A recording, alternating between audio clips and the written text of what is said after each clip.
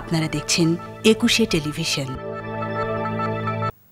পদ্মায় bridge নির্মাণের গল্প শেষ হবার নয়। বিজয়ের মাস ডিসেম্বর আর নতুন বছরের প্রথম কদিনে মানুষের ঢল নেমেছে ব্রিজের দুপাশে। বিভিন্ন শ্রেণী পেশার মানুষ বলছেন, নানা বাধা ও ষড়যন্ত্র মোকাবেলা করে পদ্মা সেতু নির্মাণ যেন বাঙালির আরেক বিজয় বার্তা।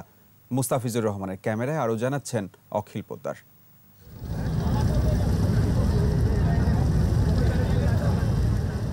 সকাল থেকে সন্ধে ঘন কুয়াশায় স্পষ্ট দেখাও যায় না, তবু মানুষের কমতি নেই।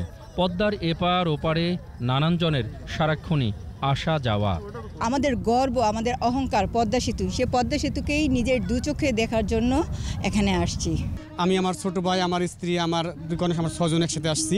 আমার বাড়ি রাজবাড়ি। মাওয়ার সেতু দেখার জন্য আমার খুব উদ্গ্রীব ছিল। আমার ছেলে ওই আমাকে নিয়ে এটা দেখালো। দিনাজপুর থেকে আসছিলাম এই পদ্মা সেতু দেখার জন্য।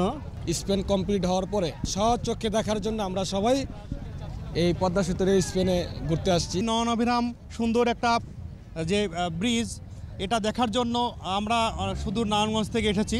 শুধু কি আশপাশের মানুষ, দূরের জনপদ থেকেও লোকজন আসছেন পদ্মায় স্বপ্নের ব্রিজ দেখতে। সাতক্ষীরা জেলা শ্যামনগর থানা, একেবারে বাংলাদেশের দক্ষিণ প্রান্ত থেকে এসেছি। হোম ডিস্ট্রিক্ট ঠাকুরগাঁ, কিন্তু আসলাম এই ব্রিজটা দেখার জন্য বাচ্চারা নিয়ে। রংপুর থেকে আসছি। এতদিন বিভিন্ন টেলিভিশনে দেখছি যে এই স্বপ্নের পদ্মা সেতু এখানে হচ্ছে, আজ এটা বাস্তবে রূপ নিয়েছে। ফেনী থেকে পদ্মা সেতু দেখার জন্য আসলাম ছেলেকে নিয়ে, অনেক ভালো লাগলো। সে ট্রলার দিয়ে ঘুরতেছে, কেউ স্পিরিট বোট দিয়ে ঘুরতেছে। নানান জনের নানান অভিজ্ঞতা তুলে ধরেন ভিন্ন ভিন্ন অভিমত। এই স্বপ্নের পদ্মা সেতু দেখার জন্যই সুদূর কুড়িগ্রাম থেকে এসেছি। শুধু বাংলাদেশে না, এটা ইতিহাসে বিরল বিরল বিরল। এত দ্রুত যে ব্রিজের কাজটা যে সফলভাবে সম্পূর্ণ করতে পারবে শেখ হাসিনা, এটা আমরা কল্পনা করতে পারি নাই, কখনো পারি নাই। কিন্তু আসলে আমরা তাকে চিনতে পারি নাই বা ভাবতে পারি নাই। আবার আমরা এত বড় একটা বিজয় যে পেয়েছি দেশের জন্য। নতুন বছরের প্রথম কদিনে আর পুরো ডিসেম্বর জুড়ে পদ্মা সেতু সংলগ্ন এলাকায় ছিল সাধারণ মানুষের ঠাসা ভিড়। 1 ডিসেম্বরে যেমন দেশ স্বাধীন হয়েছিল, আর 1 ডিসেম্বরে এসে পদ্মা সেতু হয়েছে পরিপূর্ণভাবে দৃশ্যমান।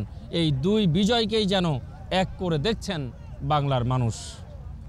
অখিল পোদ্দার, একুশে টেলিভিশন, মামাঘাট, মুন্সিগঞ্জ।